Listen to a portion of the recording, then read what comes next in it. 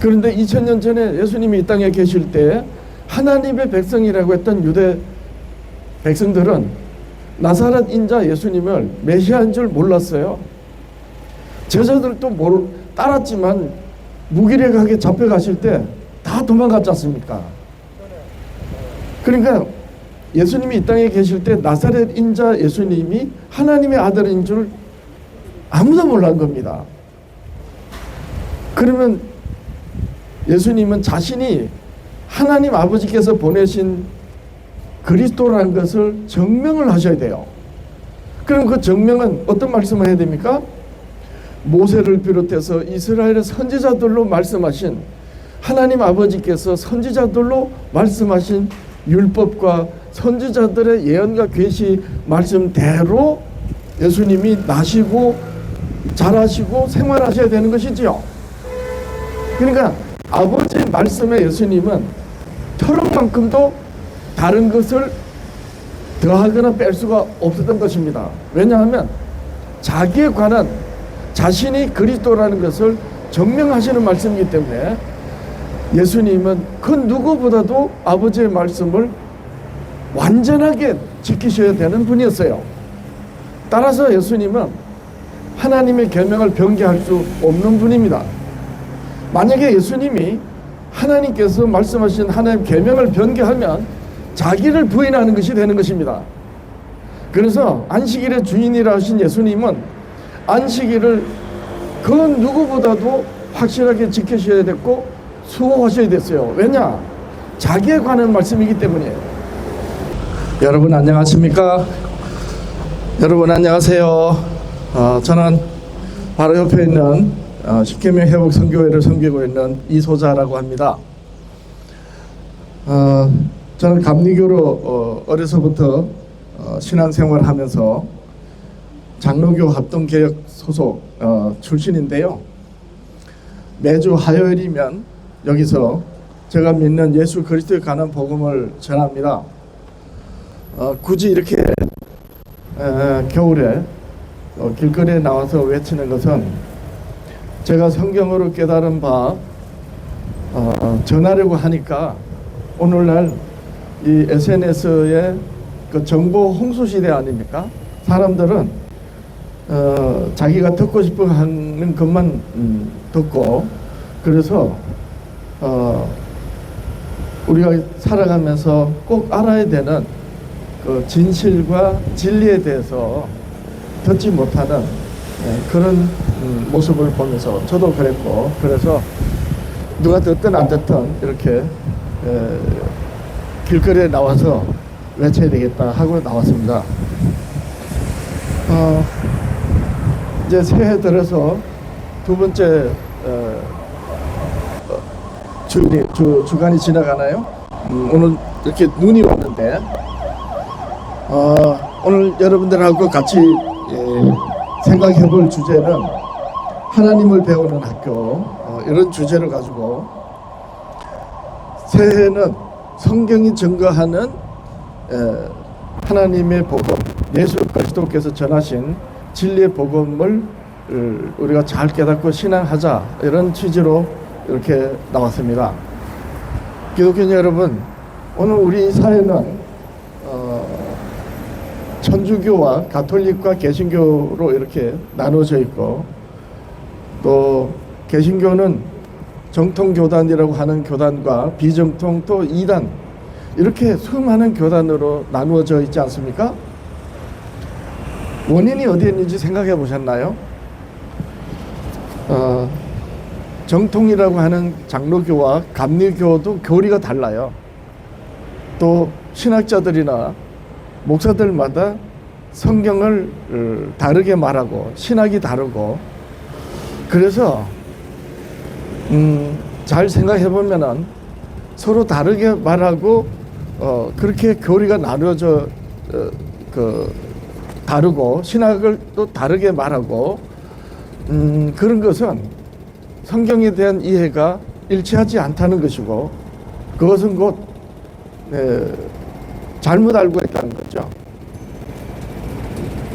좀 다 깨닫지 못한 어떤 부족한 상태로 있든가, 아니면 성경을 크게 오해한 그런 기독교가 아닌가. 저는 목사로서 그런 생각을 하고 성경에서 답을 찾았습니다.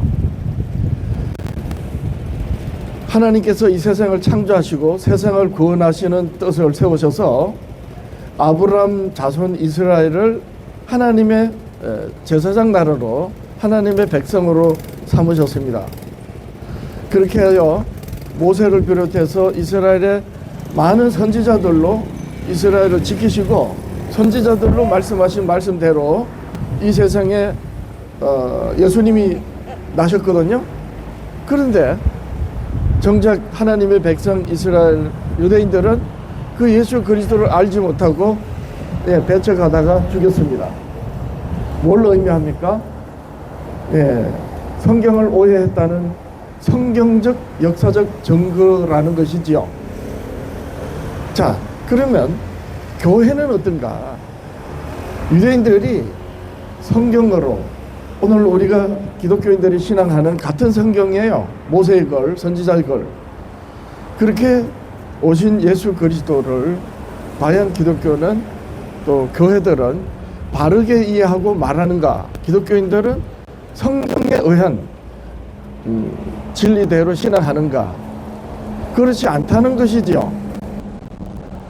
수많은 교단으로 갈려져 있다는 것은 그걸 의미합니다.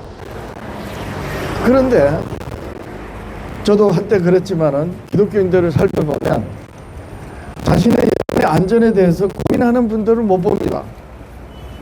정통을 주장하는 교회들은 정통 우월 사상으로 그렇다 할지라도 비정통이라고 소리 듣는 교회나 또 이단이라고 하는 그렇게 배척당하는 교회도 기독교인들 치고 성경에는 분명히 예수님께서 말씀하신 바대로 주여 주여 하지만 나는 너희들 모른다 그렇게 분명히 말할 것이라고 하셨는데도 어느 기독교인 한 사람도 내가 성경으로 과연 성경에 말씀하신 대로 신앙생활 하는지에 대한 고민을 하는 기독교인들을 저는 못 봅니다.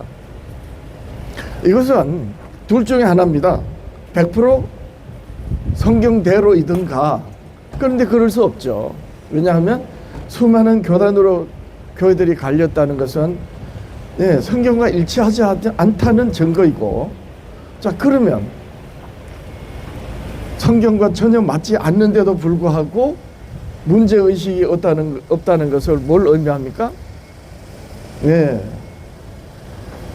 기독교인 숲에서 다들 자신의 영혼에 대해서 고민하는 사람 없고 아무렇지도 않게 교회를 다니면서 나름 신앙한다는 기독교인들 숲에 있다 보니까 기독교인들이 정작 내가 성경적으로 신앙생활 하는지에 대한 고민을 안 하는 거예요. 왜냐하면 다들 그러니까. 그것은 어떤 의미에서 100% 성경적으로 맞다면 다행인데 그렇지 않다면, 그리고 아무렇지 않게 여긴다는 것은 그것은 분명히 교회에서 목사들이 하는 말에 어떤 의미에서는 프리즘되어 있다는 거죠. 목사들이 하는 말이 그 사람의 신앙의 절대적인 기준이 됐다는 것입니다. 사람의 말에 자신의 영혼을 맡기고 있다는 것이지요. 성경에는 분명히 예수님께서 유대인들이 예수 그리스도를 알지 못하고 하나님을 배반한 그 유대인들을 향해서 예수님은 분명히 그랬습니다. 너희들이 아버지라고 하는 그 아버지가 마귀다. 너희 아비는 마귀다. 도사의 자식들아. 그랬지 않습니까? 그런 것처럼 성경에 증거하는 말씀대로 신앙하지 않으면 그 사람은 강대상에서 사람이 말하는 사람의 말에 가스라이팅 되어 있든가 프리즘 되어 있는 것이죠. 그래서 아무렇지도 않게 여기는 것입니다. 기독교인들이. 저는 이 사실을 알고 제 영혼의 안전을 위해서 성경을 면밀히 살폈고, 사도행전 17장에 보면은 사도 바울이 복음을 전할 때 베레아 지방에 갔었는데 베레아 사람들은 어떻게 했나요? 사도들이 전한 말씀이 사실이 그러한가 하고 성경을 살폈다 그랬어요. 자세히 살폈다 했습니다. 기독교인 여러분들이시여, 여러분들의 영혼은 성경에서 그 안전을 보증받아야 됩니다. 이런 취지에서 일요일날마다 장로교 또 감리교를 비롯한 교회들은 일요일을 주일로 여기고 예배를 드리죠. 만약에 그 여러분들이 드리는 예배가 하나님이 받으시는 예배가 아니라면 온 정성을 다하고 그야말로 몸 바쳐 헌신하는 그런 여러분들의 예배와 신앙생활이 아무것도 아니게 되는 것입니다. 예수님은 어느 때인가 이렇게 말씀하셨습니다. 아비나 어미나 또 자녀보다도 자녀를 자기보다 더 사랑하면 자기와 예수님과 한땅하지 않다 그랬어요. 부모 처자식보다도 예수님 신앙생활하는 분들은 예수 그리스도의 영혼의 안전을 보증을 받아야 되고, 그리고 자기 십자가를 지고 나를 따르라. 예수님이 그렇게 말씀하셨습니다. 사실 이런 마음으로 신앙생활하는 기독교인들이 참으로 많습니다. 그렇지 않습니까? 그렇게 일요일날마다 여러분들이 교회에서 예배를 드리는 그 예배가 하나님이 받으시는 것이 아니라면 모든 것을 바쳐 헌신하는 여러분들의 신앙생활이 아무것도 아니게 된다는 거예요.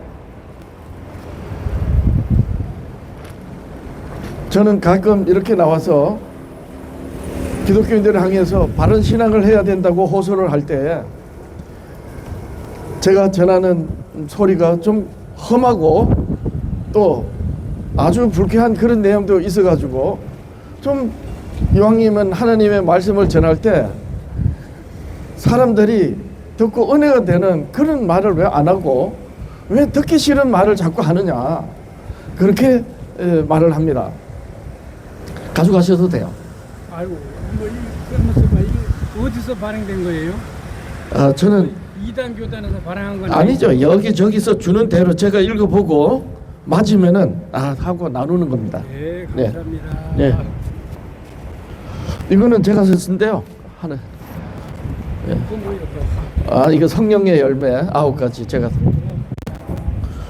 자, 그래서 우리가 일생 동안 신앙생활하는 이 신앙이 성경에서 안전을 보증을 받아야 된다, 이런 취지로 이렇게 나와서 여러분들하고 말씀을 나눕니다.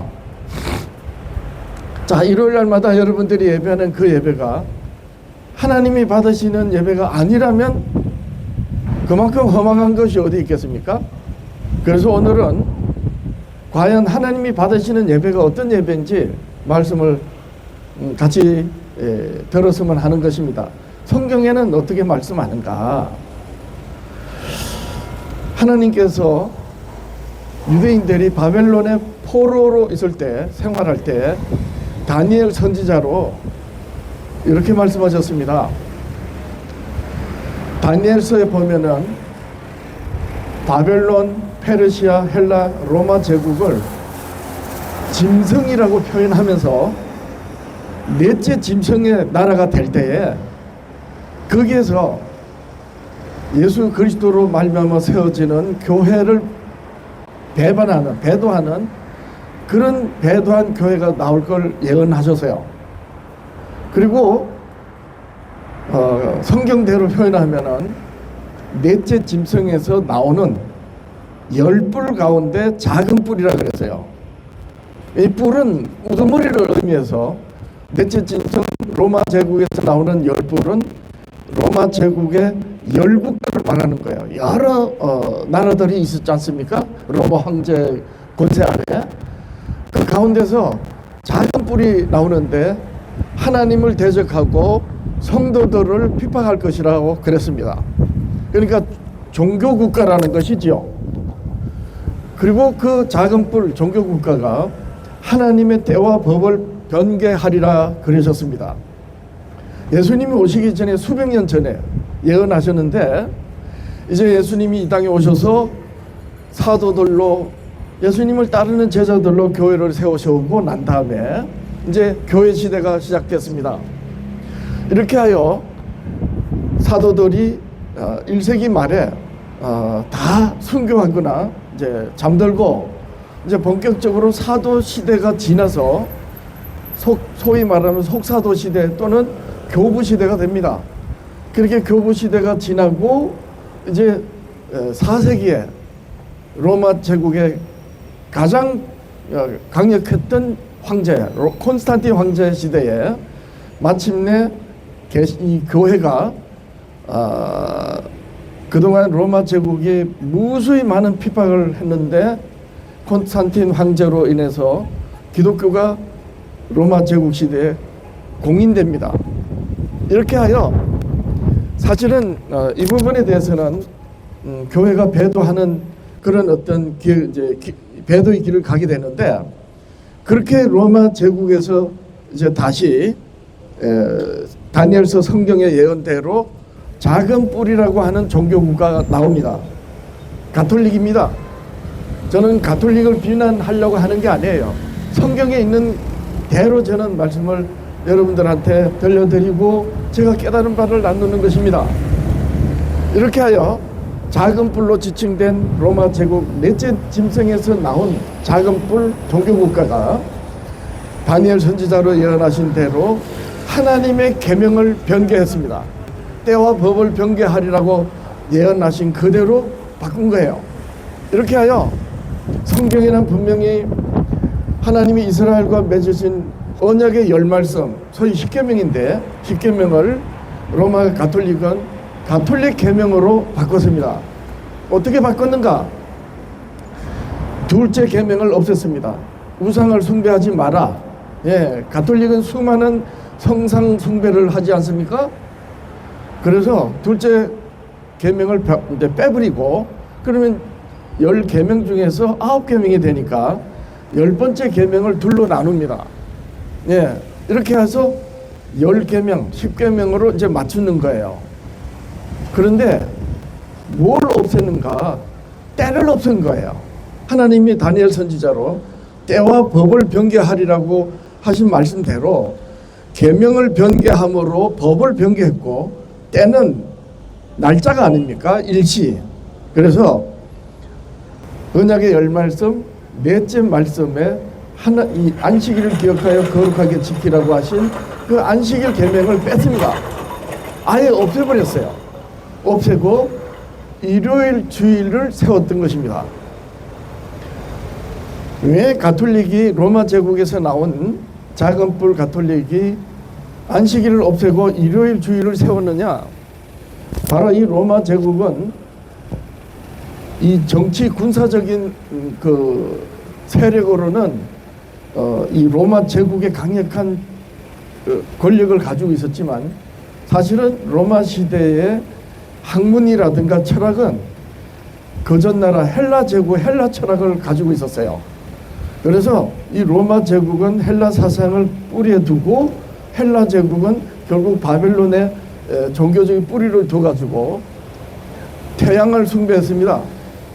그래서 로마 제국 시대 달력이 나올 때 일요일을 썬데이라 이래가지고 바로 이 한 줄 일월화수목금토 달력을 만들 때 그렇게 일요일을 첫째 날로 태양 숭배를 하고 있었던 제국이 로마 제국이에요. 그래서 가톨릭이 이 콘스탄틴 황제가 기독교를 공인하면서 태양의 날 일요일을 존경하는 날이라고 그렇게 칙령을 내리면서 마침내 로마 제국에서 나온 종교 국가가 일요일을 주일로 세웠던 것입니다. 이걸 이 가톨릭 계명으로 아주 세운 거예요. 여러분, 법을 바꾼다는 건 어떤 의미죠? 주권을 가지고 있다는 거죠. 주권자라는 것입니다. 여러분, 가톨릭의 교황은 예수 그리스도의 대리자라는 뜻입니다. 신분적 의미로. 그래서 가톨릭인들은 교황을 다 파파라 하지 않습니까? 그리고 신부라고 하는 이 아비 부자로 쓰는 의미도 바로 그런 의미예요. 그래서 가톨릭은 하나님을 대리하기 때문에 주권을 어떻게 행사하느냐? 하나님의 계명을 변개해서 가톨릭 계명으로 세우는 것입니다. 이렇게 하여 하나님이 일찍이 다니엘 선지자로 예언하신 예수 그리스도로 세워진 교회가 이제 넷째 나라에서 나온 작은 뿌리라고 하는 그 종교 국가에 의해서 하나님의 계명이 변개되리라고 하신 예언대로 역사적으로 성취됐습니다. 자, 이렇게 하여 그러면 이제 일요일이 과연 성경적으로 주일인가라는 근거를 성경에서 찾아야 되는데, 그것을 찾은 성경 구절이 바로 요한계시록 1장 10절이에요. 사도 요한이 반모섬에서 요한계시록의 계시를 받지 않습니까? 그때 사도 바울이 요한계시록의 계시를 어느 날에 받았느냐? 주의 날에 받았다고 이렇게 요한계시록 1장 10절에 기록하고 있습니다. 그래서 주의 날이라 하니까 바로 예수님이 일요일 날 부활하셨기 때문에 부활하신 날을 주의 날로 연결을 해서 주의 날이 요한계시록 1장 10절의 주의 날이 일요일이라고 그렇게 확정을 하고, 가톨릭은 아예 계명에다가 안식일 언약의 열말씀 넷째 계명의 안식일 계명을 빼버리고 일요일 주일로 세웠던 것입니다. 자, 그럼 여러분 기독교 여러분 이제 생각해 봐야 되는 게 뭐냐? 과연 요한계시록 1장 10절 주의 날이 정말 예수님이 성경적으로 일요일로 정한 그런 날인가? 이제 살펴봐야 되지 않나요? 왜냐하면 일요일이 주의 날이고, 그래서 하나님께 예배하는 기독교인들이기 때문에 가톨릭을 비롯해서 모든 대부분의 교회들이 그렇습니다. 안식일을 지키는 교회, 하나님의 율법을 수호하는 교회 빼고는 모든 교회들이 전부 일요일 날 예배를 드리는데, 근거가 뭐냐? 주의 날이라는 거예요. 그런데 여러분들이시요, 예수님이 이 땅에 계실 때 어느 날의 주인이라고 그러셨나요? 자신이? 안식일의 주인이라 그랬어요. 그러면 요한계시록 1장 10절의 주의 날은 그럼 예수님이 정하신 날이라는 겁니까? 아니잖아요. 예수님은 하나님의 계명을 변개하지 않으시고 오히려 하나님의 계명을 다 이루셨습니다. 하나님의 율법을 계명으로 주신 그 말씀을 예수님은 1.1회까지 다 이루셨어요. 변개하지 않으셨단 말입니다. 그러면 사도들이 변개하였는가? 아닙니다. 사도시대 이후에 교회 역사 속에서 바꿔진 거예요.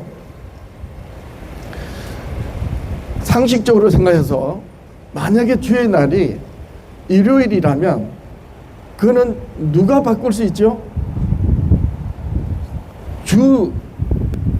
주가 대신 예수님이 바꾸실 수 있는 거예요. 그런데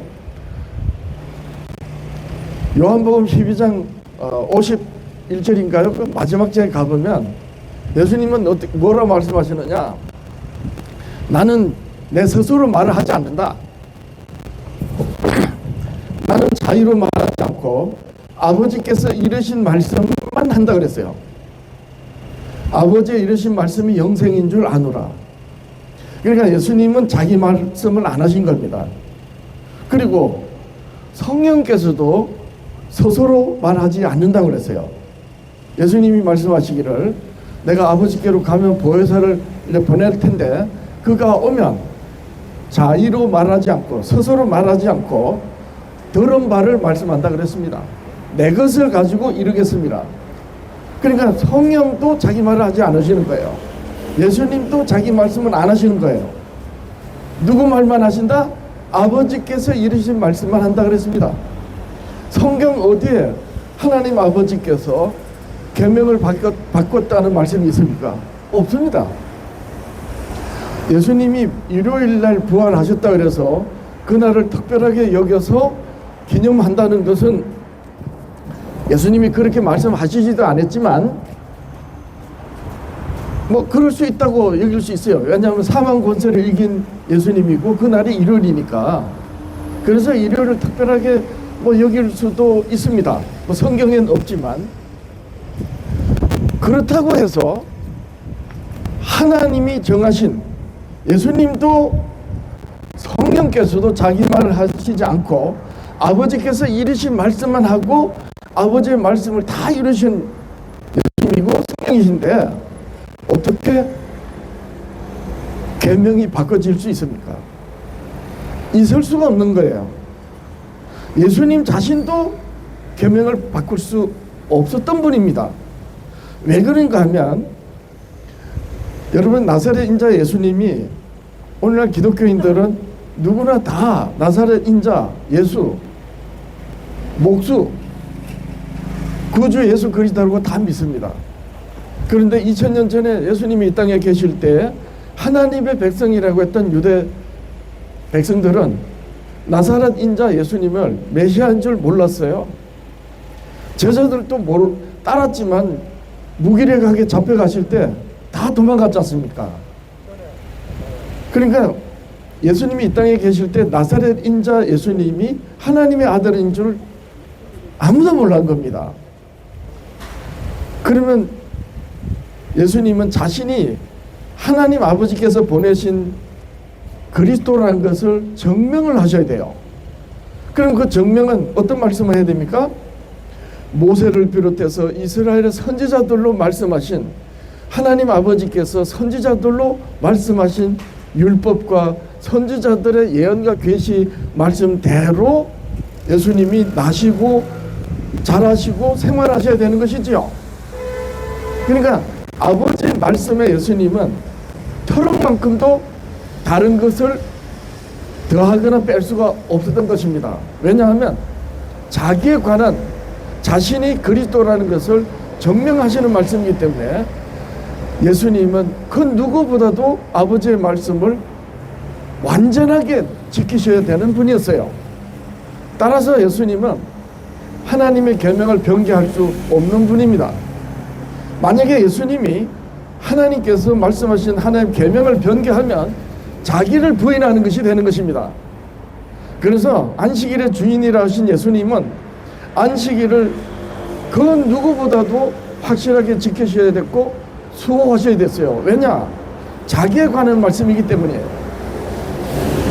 여러분, 사도 바울이 교회를 핍박하고 스데반을 죽이는 데 앞장섰다가 나중에 다메섹 도상에서 예수님을 만나게 되잖아요. 환상 가운데 보게 되는데, 사도 바울이 예수 그리스도를 깨닫고 난 다음에 얼마나 많은 깊은 고뇌와 생각을 했겠어요. 스데반은 같은 성경을 가지고 예수 그리스도를 어떻게 깨달았길래 저렇게 순교할 수 있었고, 나는 같은 성경 가지고 왜 그리스도를 깨닫지 못하고 스데반을 죽이는데 앞장섰는가? 얼마나 회환이 컸겠습니까? 그래서 바울이 나중에 과연 모세와 선지자들로 말씀하신 그 말씀이 무엇을 말씀하셨는가 하고 성경을 살피면서 하나님의 복음을 논증하여 기록한 성경이 로마서입니다. 그 로마서를 사도 바울은 어떻게 시작하느냐? 하나님이 나를 사도로 택정하면 하나님의 복음을 위하여 택정하셨다고 하면서, 하나님의 복음은 하나님이 선지자들로 말미암아 그의 아들에 관하여 성경에 미리 약속하신 것이라 하셨습니다. 사도 바울의 정언대로면 하나님의 복음은 모세와 선지자들로 예수 그리스도에 관한 말씀이 복음이라는 거예요. 그래서 예수님께서 나중에 십자가에 희생되시고 부활하셔서 제자들을 다시 불러 모으셔서 어떤 말씀으로 끝까지 제자들을 일깨우셨나요? 예, 모세와 선지자의 글로 자세히 자기를 가르치셨다 그러셨습니다. 그러니까 기독교인 여러분들이시여, 성경이 말하는 복음, 예수님이 이 세상에 전파하신 복음 하면 하나님 아버지께서 모세와 선지자들로 예수 그리스도에 관하여 말씀하신 말씀이 복음인 거예요. 무슨 말이냐면, 나사렛 인자 예수가 하나님의 아들이고 그리스도라는 것을 증거하는 하나님 아버지의 말씀이 복음이란 말입니다. 그렇기 때문에 예수님은 모세의 글과 선지자의 글을 1.1회까지 다 이루셔야 되는 거예요. 그래야 자기가 증명되는 것입니다. 자, 그러면 안식일의 주인이라고 하신 예수님이 안식일을 바꿀 수 없는 것이죠. 왜냐하면 성경을 변개한다는 것은 결국 예수 그리스도 자신이 성경대로가 아닌 그런 결과가 되는 것이기 때문에 예수님은 그 누구보다도 하나님의 말씀을 지키시고 수호하시고 다 이루셔야 됐던 것입니다. 그러므로 예수님은 하나님의 계명을 완전하게 이루시는, 그래서 산상수훈을 말씀하실 때 율법과 선지자는 1.1회까지 다 이루시라. 예, 천지가 없어지기 전에 다 이루신다. 그렇게 말씀하셨지 않습니까? 그래서 요한계시록의 1장 10절의 주의 날은 결단코 예수님이 변개하지 않으셨다. 따라서 사도들도 변개할 수 없다. 왜냐하면 그리스도의 정인이기 때문에. 자, 그러면 주의 날은 분명히 사도시대 이후에 교회의 역사적인 역사 속에서 변개된 거예요. 다시 말해서 요한계시록 1장 10절은 교회 사적의 역사 속에서 일요일이라고 해석된 것입니다. 성경의 증거가 될 수가 없는 거예요. 그리고 간접적으로 사실인 것이 요한계시록이 밝혀요. 요한계시록 1장에서부터 22장 마지막까지 읽어보면 표현하는 내용이 전부 구약 성경의 표현 그대로입니다. 그래서 예를 들면 이런 것이죠. 두루마리, 뭐 작은 책, 그리고 짐승으로 표현했지 않습니까? 다니엘서 보면은 네 짐승이 나오는데 요한계시록에도 13장에 보면 짐승이 나오잖아요. 용이 권세를 준 짐승이 나옵니다. 이렇게 구약 성경은 전부 기록된 내용이 구약 성경 형식 그대로입니다. 그렇기 때문에 요한계시록 1장 10절에 주의 날이 일요일이 될 수 없습니다. 즉 다시 말해서 일요일이라고 증거받는, 일요일이라고 성경이 증거하는 구절은 단 하나도 없다는 것이에요. 사도시대 이후에 교회 사적 역사 속에서 해석이 된 것입니다. 일요일이라고. 자, 그 다음 또 하나, 일요일을 뒷받침하는 날이, 일요일이 주일이라고 뒷받침하는 근거를 교회는 어디서 찾는가? 고린도전서 16장에 가서 보면 사도 바울이 이제 예루살렘으로 연보를 가지고 이제 오게 됩니다. 그때 뭐라고 편지하느냐면, 내가 가기 전에 주중의 첫째 날에 너희가 연보를 모아두라 그랬어요. 그런데 여러분들이시요, 제가 성경 있는 그대로 읽어드릴게요.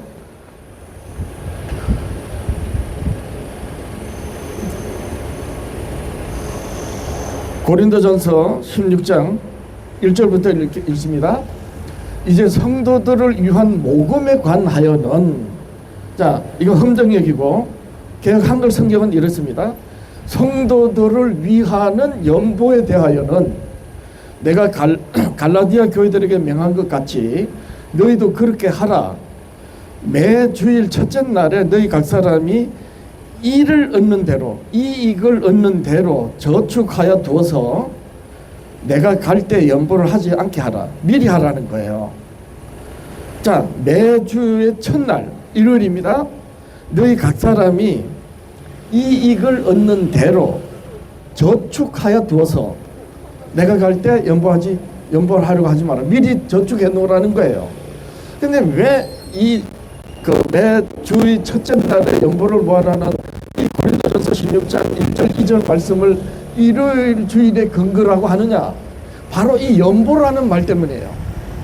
기독교인 여러분들이시여, 연보는 교회에서, 즉 성전에서 헌금함에다 넣을 때는 헌금입니다. 그런데 이 고린도전서 16장 1절 2절은 어떻게 편지를 하고 있느냐면, 매주일 첫날에 너희 각 사람이 이익입니다. 이익을 얻는 대로. 언제 이익을 얻는 거예요? 일요일날, 매주 첫날 일요일날에 어떤 일로 수입이 되면 그걸 너희 저축해 두었다가 내가 갈 때 내라는 거예요. 성전이 아니고. 그래서 헌정역은 어떻게 기록하고 있는가?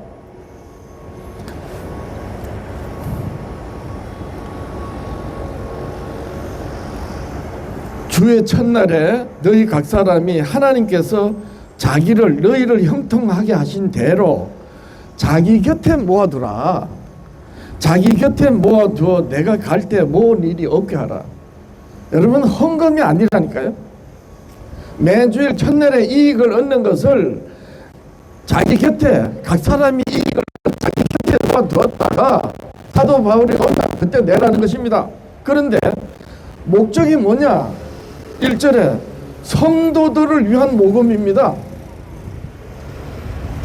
여러분, 이 시대 예루살렘이 초대교회잖아요.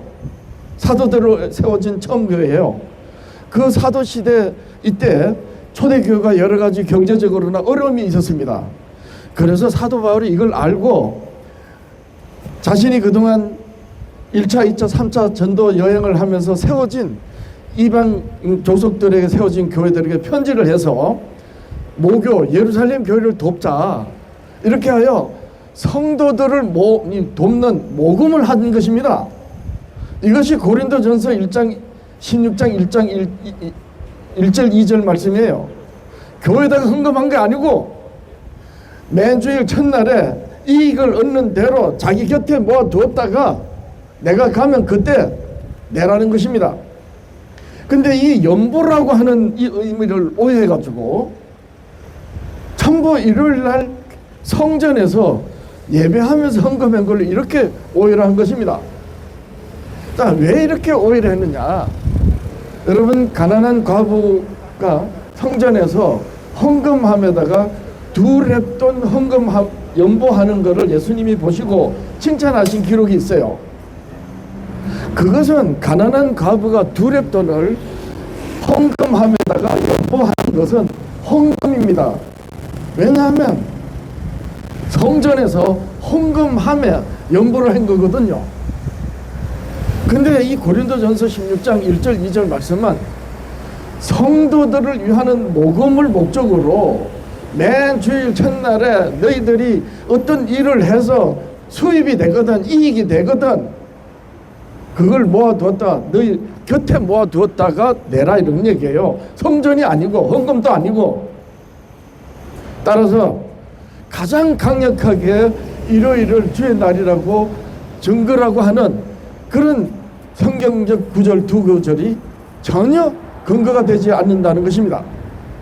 요한계시록 1장 10절 말씀의 주의 날은 교회 역사적으로 그 주의 날이라 요한계시록 1장 10절 말씀을 해석한 것이지, 일요일로 해석한 것이지 성경적 지지를 전혀 받지 못하는 것입니다. 아까 말씀드렸다시피 예수님은 자기 말을 하시지 않으시고 아버지의 말씀 1.1회까지 다 이루셔야 되는 분이에요. 왜냐하면 아버지의 말씀이 자기를 증거하시는 복음이기 때문입니다. 그렇기 때문에 예수님은 안식일의 주인으로서 안식일이 아닌, 창조 제7째 날이 아닌 다른 날을 주의 날이라고 하실 수 없는 분인 겁니다. 안 하신 게 아니고 아예 하실 수 없는 분이라니까요. 여러분, 하나님의 계명은 예수 그리스도를 보내신 하나님 아버지께서만 바꾸실 수가 있는 거예요. 왜냐? 예수님은 아버지께서 이르신 말씀만 하셔야 되는 분이기 때문입니다. 왜 그런가? 하나님 아버지께서 모세와 선지자들로 말씀하신 그 말씀이 예수 그리스도 자기를 증거하는 말씀이기 때문입니다. 따라서 예수님은 하나님 아버지의 말씀 외에 그 어떤 말씀도 하면 안 되는 거예요. 못하는 겁니다. 성령도 마찬가지예요. 이제 예수 그리스도로 말미암아 이방인들에게 교회가 세워지고 하나님의 나라와 예수 그리스도가 하는 복음이 전해지는데, 예수님이 이르신 말씀이 아닌 말씀으로 증거하면 어떻게 됩니까? 따라서 성령께서 사도들로, 예수 그리스도의 제자들로 땅끝까지 복음을 증거하라고 하실 때 성령이 말씀하시는 말씀을 사도들과 제자들이 전하는 거 아닙니까? 그러므로 성령께서도 예수님이 하나님의 아들이시고 그리스도라는 거 증거하신 하나님 아버지의 말씀 외에는 하실 수 없는 것입니다. 따라서 요한계시록 1장 10절의 말씀, 주의 날은 하나님 아버지가 정하신 안식일 이 아닌 다른 날이 될 수 없는 것입니다. 자, 그리고 고린도전서 16장 1절 2절, 연보도 예배를 드리면서 뭔 헌금이 아니고 가난한 모교, 예루살렘 교회 성도들을 위한 모금이라고 그랬습니다. 자, 그 다음에 또 하나, 사도 바울이 복음을 전도할 때 이런 말씀이 있어요. 여러분 사도행전에 보면 사도 바울이 설교를 할 때 유두고라고 하는 청년이 밤새도록 설교가 길어지니까 창턱에 걸터 앉아있다가 떨어져서 죽은 사건이 나오죠. 이제 사도 바울이 안식일을 지나고 이튿날에 이제 또 다른 선교 지역으로 이제 이제 가려고, 안식일은 이제 온전히 지켜야 되다 보니까 안식일이 마칠 때까지 못 떠나고 이제 이튿날 떠나려고 이제 일요일날 떠나는 겁니다. 그래서 밤새도록 일요일날 아침이 될 때까지 사도 바울이 설교를 합니다. 그때 이제 유두고가 이제 떨어져 죽는데 떡을 뗐다고 하는 그런 말씀이 나와요. 떡을 떼다는 말은 예수님의 그 성만찬을 생각을 할 수 있죠. 예수님께서 성만찬 이제 잡혀가시던 그 십자가의 희생이 되시기 전에 이제 잡혀가잖아요. 그때 마지막 날 밤에 성만찬을 하시면서 떡을 떼면서 이는 내 희생하는 몸이라, 그리고 잔을 나누면서 새 언약의 피라 이렇게 말씀하시잖아요. 그래서 성경에서 신약 성경에 떡을 떼니 떡을 떼려 하여 떡을 떼더니 이런 말씀은 어떤 의미에서는 말하자면 모이고 예배를 하고 이렇게 떡을 떼다 성만찬 의미로서 그 날이 특별한 어떤 예배의 날이라고 이렇게 해석할 수가 있습니다. 그러나 꼭 그런 것만 아니에요. 예배당 모임에서 예배를 드리면서 떡을 떼는 게 아니고 친교를 위해서 신약 성경에는 여러 곳에 보면 떡을 떼다는 그런 기록이 나옵니다. 자, 그런데 설사 떡을 떼는 것이 그 사도 바울이 이제 다른 곳으로 가고자 해서 떡을 떼다는 말씀이 있지만, 그 떡을 떼다는 것으로 안식일 이튿날에 떠나고자 했기 때문에 떡을 뗀 날은 안식일 이튿날이니까 일요일 주일에 근거가 된다. 이것도 억지입니다. 말이 아닌 거예요. 왜 그런가 하면 안식일이 지나고 난 다음에 그 이튿날 떠났거든요. 그리고 성경에 보면 이튿날 일찍 떠났다 그랬어요. 아예 이튿날 일찍 떠났던 겁니다. 그러면은 밤새도록 떡을 떼고 설교를 했다는 거예요. 그럼 밤새도록 예배를 드렸다는 거예요. 일요일날 아침 일찍 떠났는데, 여러분 이런 것은 성경의 어떤 예언과 계시의 말씀 미리 예언되어 있거나 계시된 말씀에 의하여 증명되는 게 아니고 사도시대 이후에 교회사적으로 역사적으로 해석이 된 말이에요. 즉 일요일 주일이라는 성경적 증거가 될 수 없다는 것입니다. 이렇게 네 번째 짐승, 로마 제국에서 나온 작은 뿔 종교국가 가톨릭이 하나님의 계명을 변개해서 일요일 주일을 세우고 나서 그것을 성경의 증거를 찾아야 되는데 찾지 못하다 보니까 결국 역사적으로 해석돼서 시간이 흘러가면서 사실인 걸로 굳어져 버린 거예요. 여러분, 여기 오늘 현수막에 보면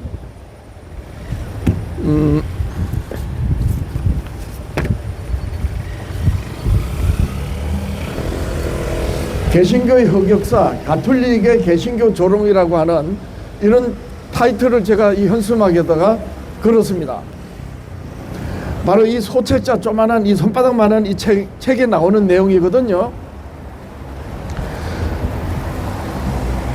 1893년, 지금부터 약 한 140여 년 전에 미국 시카고에서 세계 박람회가 있었습니다. 그때 5개월 가까이 박람회를 하는 중에 일요일에도 박람회를 할 것이냐, 개장을 할 것이냐, 안 할 것이냐, 이걸 두고 논쟁이 됐습니다. 왜냐하면 일요일이 주일이기 때문에 일요일은 개장을 하면 안 된다. 미국 장로교를 비롯한 개신교에서 반대를 했어요. 근데 박람회는 이 말 그대로 경제활동이고 무역이고 상업이 아닙니까? 그래서 5개월 내내 일요일마다 주일이라고 해서 개장을 안 하면 안 된다, 개장해야 된다, 이렇게 해서 시비가 돼서 결국 연방법원까지 소송이 됐습니다. 그래서 미국 정부에서, 미국 대법원에서 미국이 기독교 국가라고 그런 대통령이 성경에다 써놓고 선서도 하지 않습니까? 자, 그렇게 해서 일요일 날을 주일이라고 이래가지고 개장을 안 하는 걸로 이렇게 시비가 될 때에 제7일 안식일 예수 재림교회에서 성경적 주일은 일요일이 아니고 토요일 안식일이라고 이렇게 이제 이의가 제기가 된 것입니다. 이렇게 해서 아주 격렬하게 이렇게 논쟁이 될 때에 그때 우리나라는 어떻게 됐느냐?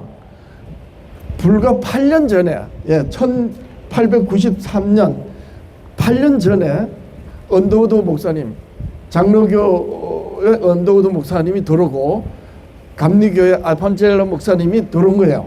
그러니까 구한 말에 이제 성경에 하나님의 복음이 막 전래되던 그런 시대다 보니까 미국에서 세계 박람회가 있고 그런 일이 있었는지 전혀 알지 못했던 겁니다. 자, 그때 가톨릭에서, 미국 가톨릭에서 가톨릭 기관지 미러지에다가 4번에 걸쳐서 여기 로마의 도전이라고 하는 이 소책자에 나오는 사설을 발행을 한 거예요. 가톨릭 미러지에다가. 그 사설, 네 편의 사설이 바로 이 로마의 도전이라고 하는 이 소책자에 있습니다. 여기 가톨릭 신부가 뭐라고 했느냐? 개신교는 일요일을 성경의 주일이라고 말한다. 그러나 그렇지 않다. 성경의 안식일의 신성성은 가톨릭 교회의 권위로 토요일에서 일요일로 옮겼다. 그래서 안식일의 변경을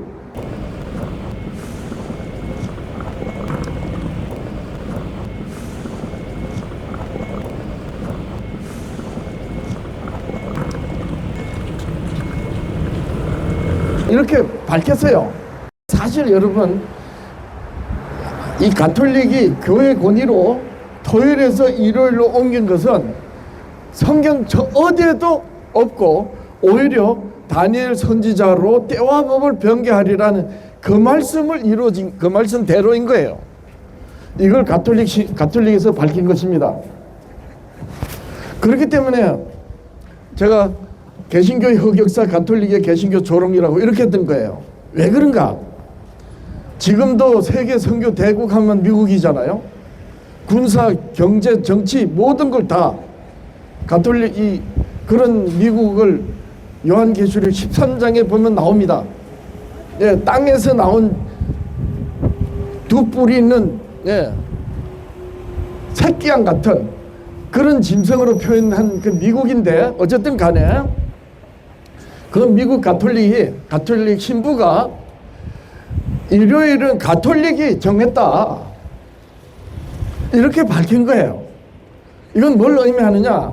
개신교가 프로테스탄트라 해서 가톨릭에서 종교 개혁을 했다고 나갔는데, 그렇게 개신교가 나가서 신앙을 개혁했다고 하지만 성경에 근거하는 계명이 아니고 가톨릭이 세운 계명을 따라서 신앙한다라고 했던 것입니다. 이런 사실을 개신교가 알고 있는가? 모릅니다. 이런 역사적인 사건이 있었는지 개신교가 모른다니까요. 적어도 대한민국 개신교는 모르는 거예요. 성경에서 대와 법을 변개한다는 예언과 계시의 말씀이 있고, 그리고 어느 나라가, 어떤 존재가 넷째 짐승에서 나온 작은 뿔에 의해서 하나님의 계명이 변개되고 때가 변개된다고 분명히 성경대로 로마 제국에서 나오는 가톨릭에서 그대로 성취된 것입니다. 이런 성경의 예언과 역사적으로 성경대로 변개된 사실을 개신교는 전혀 살피지 않는 것입니다. 이렇게 하여 우리나라만 해도 140여 년의 시간이 흐르면서 일요일이 공고하게 주일로 세워진 거예요. 전혀 그렇지 않습니다. 이제 여러분 말씀을 마칩니다. 저는 2026년 새해가 저뿐만 아니고 기독교 여러분들이 성경에 근거하는 신앙을 할 수 있길 바라서 이렇게 외치고 있습니다. 여러분들의 일생의 헌신이, 그리고 매 예배 때마다 헌금하면서 온갖 정성으로 교회를 섬기고 헌신하는 여러분들의 그 신앙생활의 끝이, 그리고 예배 때마다 드려지는 예배가 하나님이 받으시는 예배가 아니라면 그럼 어떻게 됩니까? 그래서 그날에 주여 주여 우리가 주의 이름으로 선지자 노릇하고 주의 이름으로 귀신을 쫓아내고 주의 이름으로 많은 권능을 행하지 아니하였습니까? 그렇게 너희들이 말할 텐데 그때 내가 말하노니 나는 너희를 모른다, 이런 결말이 된다면 여러분들이 주여 주여 하는 그 주가, 그리고 아버지라고 하는 그 아버지가, 예수님께서 이 땅에 계실 때 유대 백성들 보고 너희 아버지는 마귀라고 했던 그 마귀라면 이만큼 허망된 것이 어디 있습니까? 부디 여러분들이시여 성경에 증거하는 예수 그리스도에 관한 복음을 살피십시오. 예수님은 하나님의 아버지의 말씀을 단 1.1핵이라도 다 이루셔야 됐습니다. 왜 그렇습니까? 순종 때문이지요. 그런데 알고 보면 자신의 정체성과 관련된 거예요. 나사렛 인자 예수, 자신이 하나님이 보내시고 하나님의 아들이시고 그리스도라는 것을 자신이 밝히셔야 되는 것입니다. 그렇기 때문에 예수님은 아버지께서 이르신 말씀만 하셔야 됐고 다른 말씀은 할 수 없는 분이었던 거예요. 하면 안 되고 못하는 분이었단 말입니다. 성령께서도 마찬가지예요. 예수님의 희생과 부활로 이제 교회가 세워져서 땅끝에까지 흩어져 사는 영혼들에게 사도들에 의해서 제자들에 의해서 복음이 전거될 때 사도들과 제자들로 전해지는 복음의 그 말씀을 누가 하는 겁니까? 성령이 하시는 거지 않습니까? 따라서 성령은 하나님 아버지께서 이르신 말씀, 그리고 예수님이 자기를 증거하시며 하신 말씀 외에는 1.1핵이라도 다른 말을 하면 안 되는 것입니다. 성령께서 성경에 없는 말, 아버지께서 이르시고 예수님이 이르신 말씀 외에 단 1.1핵이라도 다르게 말하면 예수님이 부인되는 거예요. 그러므로 요한계시록 1장 10절에 주의 날은 절대로 일요일이 될 수가 없고, 또한 고린도전서 16장 1절 2절 말씀에 영보도 결코 예배 하나님을 하나님께 경배하면서 드려진 헌금이 아니다는 거예요. 될 수도 없어요. 기독교인 여러분들이시여, 부디 여러분들의 영혼을 성경에서 보증하는 말씀으로 신앙해서 예수 그리스도께서 공중에 재림하실 때 그 영광의 잔치에 여러분들이 참여되는 그 은혜가 있기를 바랍니다.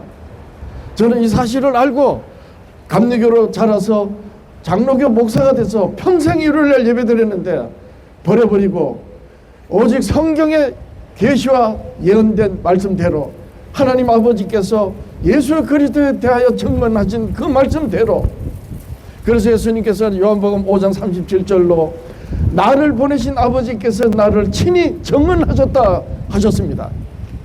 누구로 하셨느냐? 모세로 하셨다.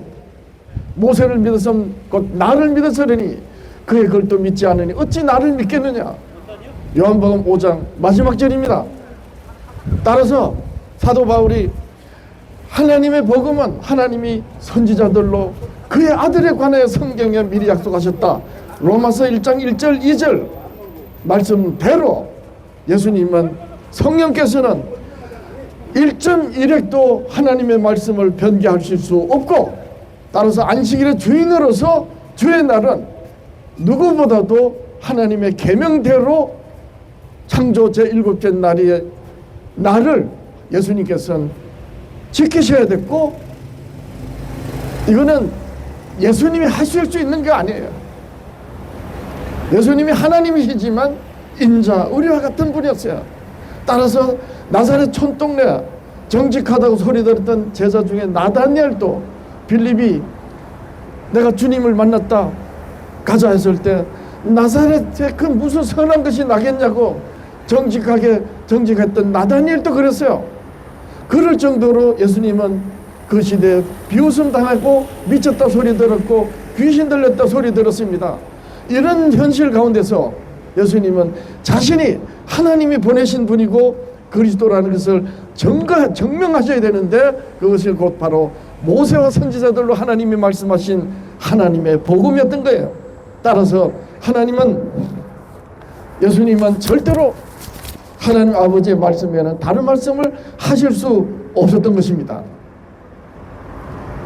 기독교 여러분들이시여, 부디 여러분들이 매 주일날마다 예배당에서 예배를 하는 그 모든 예배가 하나님이 받으시는 예배인지, 아니면 예수님이 유대인들 보고 너희 아비 마귀라고 했던 것처럼 엉뚱한 존재가 경배를 받고 있는 건 아닌지 살펴보시길 바랍니다. 요한계시록 13장 읽어보십시오. 용이 바다에서 나온 짐승에게 권세를 주니, 왜 권세를 주느냐? 자기가 경배를 받으려고. 용이 저희가 경배를 받으려고 바다에서 나온 짐승에게서 권세를 주는데, 그 짐승이 바로 성도들을 괴롭히고 나중에 어떡합니까? 짐승의 표를 강요한다 그랬죠. 요한계시록 13장은 바로 용이 자신이 경배를 받으려고 하려고 짐승에게 권세를 줘서 제도를 세워서 경배를 받는 것입니다. 이것이 바로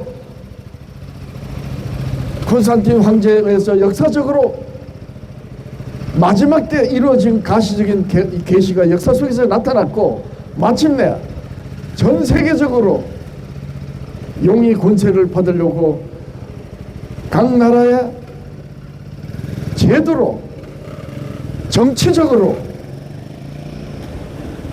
강요하는 그런 시대가 이제 될 것입니다.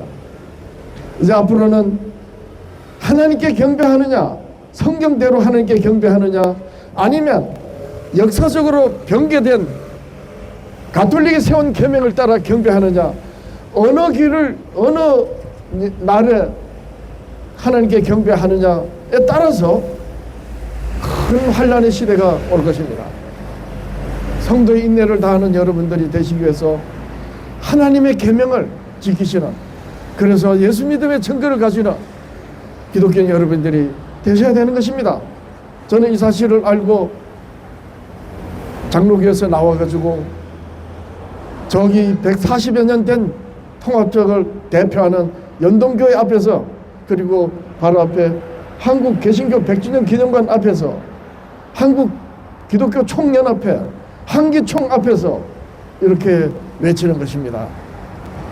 2026년 이제 이 한 해 여러분들의 신앙생활이 성경적 신앙이 되는 그런 복된 한 해가 되시길 예수님 이름으로 축복합니다. 여러분 고맙습니다. 여러분 감사합니다. 고맙습니다.